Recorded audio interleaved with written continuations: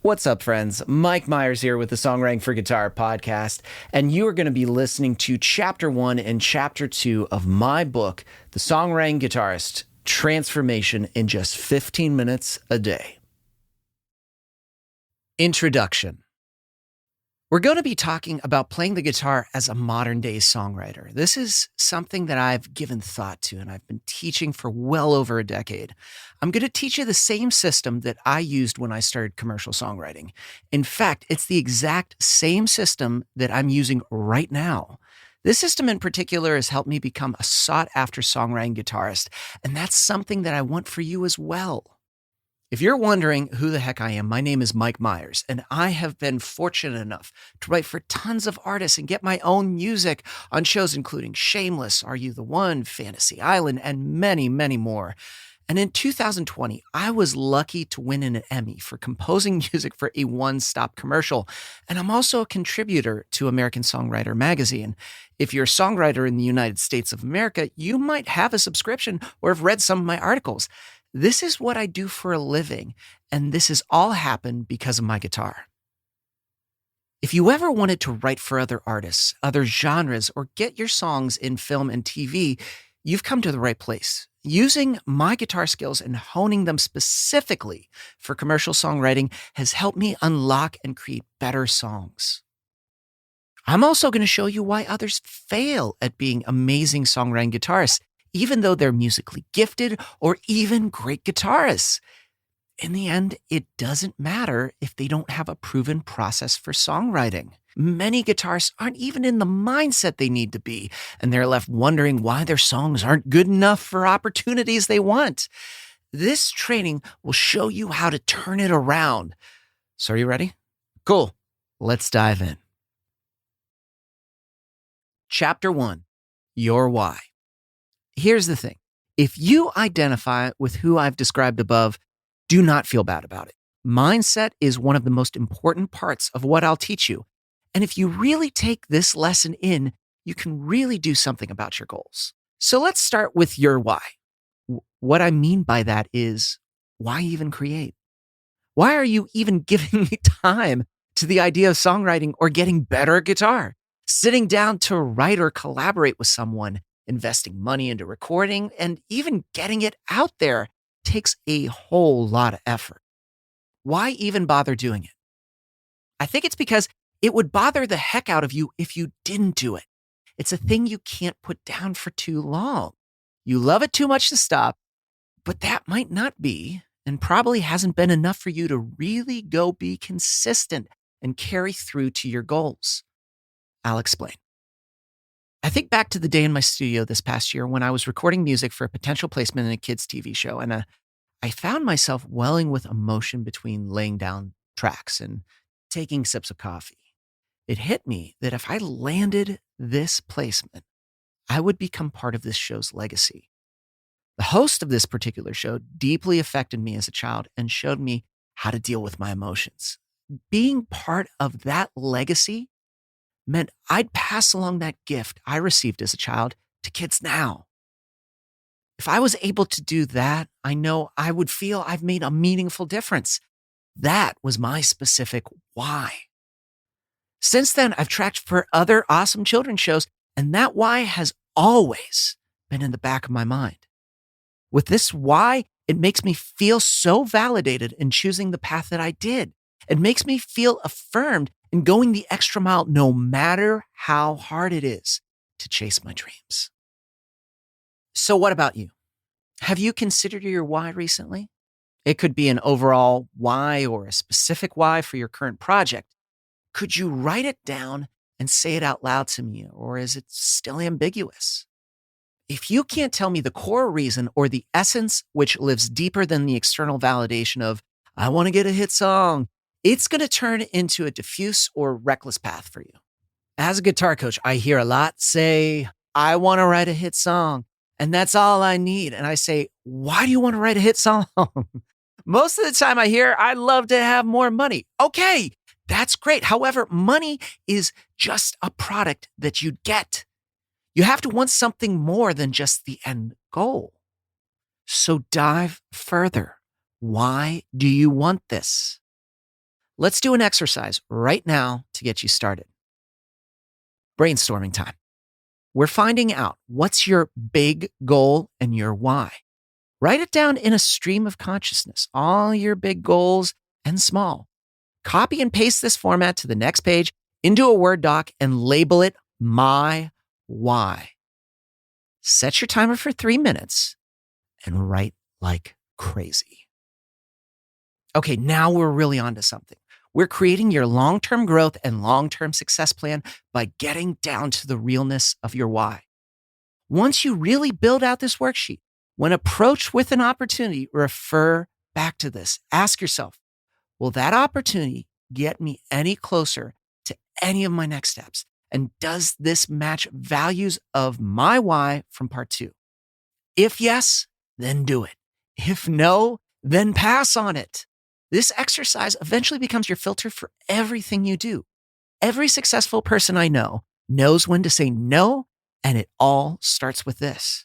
So when faced with opportunities, the filter starts to sound like, why is this important? When you exercise this muscle more, you'll automatically start thinking, oh, I don't need to do that. That's not necessary. Or that is necessary. Do you realize how much this alone could do for your long-term goals? This filter can lead to only saying yes to the things that will get you closer to your goals and in turn will get you the great results you want. The whole process will become so rewarding and you'll eventually go, oh my gosh, I love doing this so much. Can you see that your why is the catalyst that will empower you? Your why will help you make focused decisions, sustainable progress, and will get you where you want to be. So, through this audiobook at the end of each chapter, I'm going to dive a little bit deeper into this topic off the cuff, just my thoughts while going through this. The why I think about a lot. And when I coach songwriters, I always talk about this. We spend a lot. I run a mastermind, and the first month we're talking about the why because we all want it to be very obvious answers like, oh, a song structure. Oh, I need this. I need more money. I need this plugin. I need these. We want it to be all these other answers. But the hard thing is sometimes when we have to be quiet with ourselves and really think about what is the thing that propels us, that gets us up to go create, to go practice, to really hone in on a skill. And in this chapter, I talk about composing a track for a show, and I had the opportunity to do a lot of underscore for Daniel Tiger's Neighborhood, which is a spinoff from Mr. Rogers. Of course, Fred Rogers had one of the longest running children's programs, and he played a huge part in me growing up. I watched it literally, I think like 5 times a day. And, that message of compassion, caring for others really resonated with me. And it's carried me through the majority of my life on how I want to interact with people and how I want to see people. I want to see the good in them. And so when I was making these tracks and, I had to do a little research, watching episodes, I remember just crying, but they weren't tears that were like heavy tears of like sadness, but tremendous gratitude. And I know when I have like tears of gratitude, that's heavy. That to me that's the weighting of the why. Now, I'm not saying you have to sob at every single moment. We have to really think about it. Because when we dedicate that time's a very precious thing to me. We could give our time to so many things.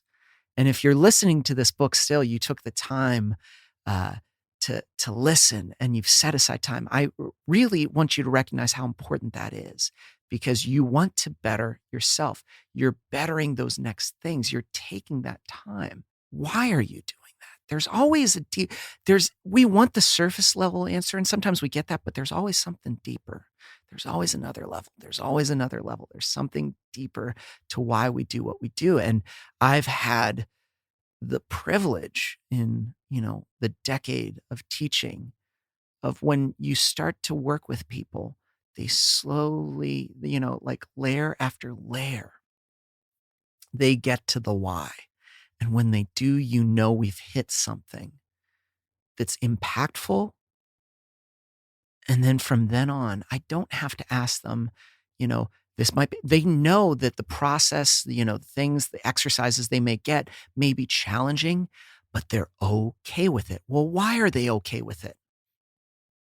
Because at the core, they understand why they're doing this and they understand its worth and they are in it for the long haul. So I'd encourage you to really go through this exercise and think about it. Because if you do all the other things that I'm going to tell you throughout this book, you'll apply. If you skip this first thing, this is where I could tell you all the techniques, all the secret hints, and it doesn't matter. It's just going to be knowledge that you just accumulate. When you understand your why, you don't just accumulate, but you apply. Chapter 2, Fix It. When you realize something needs to be fixed, you fix it. Though the problem is, you may not know it actually needs fixing. I hope to highlight some things that need your attention. First, beware of your greatest enemy, resistance. There might be a few things you don't want to do, like practice or research, but those are the things that will set you apart as a professional. No, it's not always fun, but once you know your why and you have a process for what you do, it goes much, much faster. So many people fail because they never got started or don't know how to navigate the work. Don't let that be you. The terrible advice we all get. I fixed my own songwriting with one simple point of awareness. For years, I wrote and nothing happened because I was following a piece of bad advice. Once I made the shift and viewed it in a different way, things started to move in a more positive direction. I was told by an industry expert to write a song every day. When I first heard it, it made sense to me.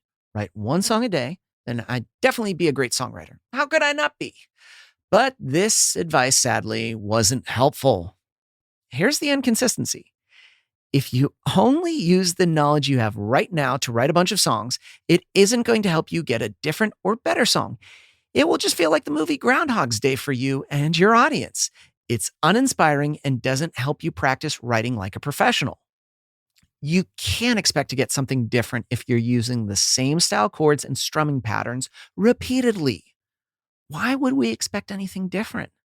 It's like if a chef used the recipe of a vanilla cake and used the same ingredients, except they added a little more vanilla flavor in, but still expected to get a chocolate cake. Would they get that? Of course not. They would get the exact same thing. Some writers are doing this constantly. A client once told me about a songwriting circle where they all wrote a song a week and then came back to share it. He thought it was great and was always impressed. He was convinced they were wildly different songs each week. Once I asked him to really pay attention to a few things. He came back a few weeks later and told me, Mike, you're totally right. It's the same song every week at the Songwriting Circle. It's just basically different lyrical themes. It was a light bulb moment. So if simply writing every day doesn't do the trick, how do you improve your songwriting? We think about lyrics and melody a ton because there are so many classes, books, and articles about it. But the fundamental element that we're using to convey the song is the guitar.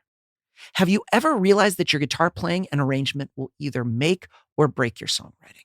For every style and genre, we'll discover a different set of standards and elements that make it what it is. When we're able to understand this, it's so beneficial, and you'll be able to convincingly write in any genre or any style you want. When you really start seeing your guitar as an important communication tool and learn how to communicate with it effectively, and then write every day with different elements in mind, you'll see the song go somewhere and you'll be setting yourself up for success. In the next chapter, we're going to look into 3 particular elements that will help us achieve this.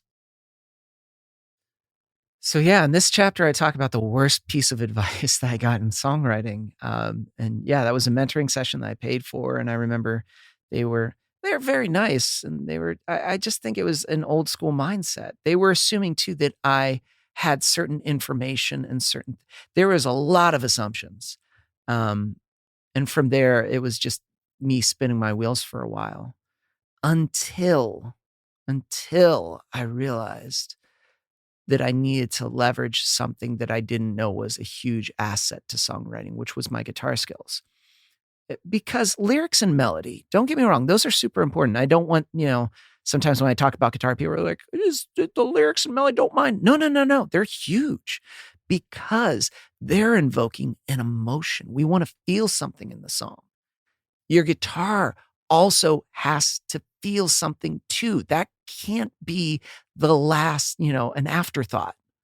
It has to be all three are connected, because when all three are connected, you've got an amazing song. When something feels off, it's one of those. And most of the time, people have given so much thought to lyrics and melody. They're just like, they keep on tweaking the lyrics and melody, and they're like, I fixed it. And I'm like, that is okay, cool, cool, cool.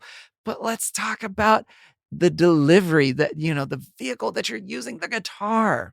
And so that next chapter that we're going to get into, I'm going to go through the three things that are so important to me, because I was able to leverage my guitar skills and get into a room. This was a room with people much more talented than me, and their resumes were much better. And my resume just had my name on it. But I was able to use my guitar to unlock better melodies from their head, better lyrics. Why?